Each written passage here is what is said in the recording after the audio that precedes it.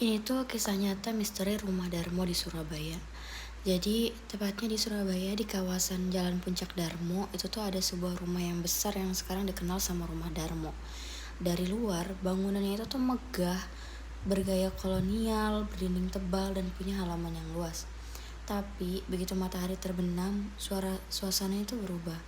Jadi mencengkam, sunyi, kayak nggak berpenghuni. Padahal dulu itu tuh punya sepasang kekasih atau suami istri yang kaya raya yang hidupnya serba berlebihan. Mereka tuh punya banyak pekerjaan, mobil mewah, dan sering mengadakan pesta besar. Tapi katanya, semua kekayaan itu tuh didapat dari pesugihan, perjanjian sama makhluk halus yang ditukar sama kekayaan.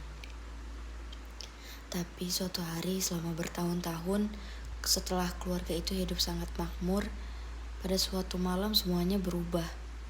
Dari cerita warga sekitar sih katanya rumah itu terbakar habis tanpa sebab yang jelas. Api muncul tiba-tiba melahap seluruh bangunan. Anehnya, gak ada yang keluar hidup-hidup. Keluarga pemilik rumah dan beberapa pembantu dikabarkan tewas.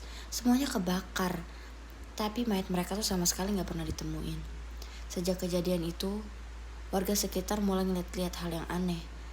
Ada yang ngeliat penampakan wanita berpakaian putih berjalan di balkon. Ada juga supir ojek online yang pernah lewat malam-malam dan ngeliat api biru kecil nyala di jendela.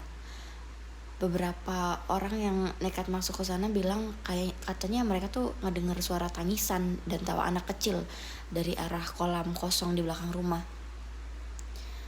Polisi sama warga setempat tuh berusaha buat ngebongkar kebenarannya. Tapi sampai sekarang, misteri rumah Mbak Darmo itu tetap belum terpecahkan. Rumahnya masih berdiri sih, walaupun udah hancur dimakan waktu. Dan setiap orang yang lewat sana pasti merinding, gak tahu kenapa. Konon katanya, roh keluarga itu tuh masih terjebak di dalam rumah. Semuanya gak bisa keluar.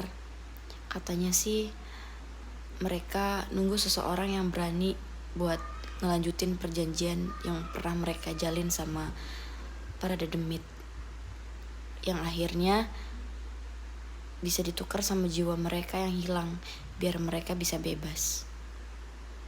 Jadi gitu deh cerita misteri rumah Mbak Darmo. Kita lanjut lagi ya.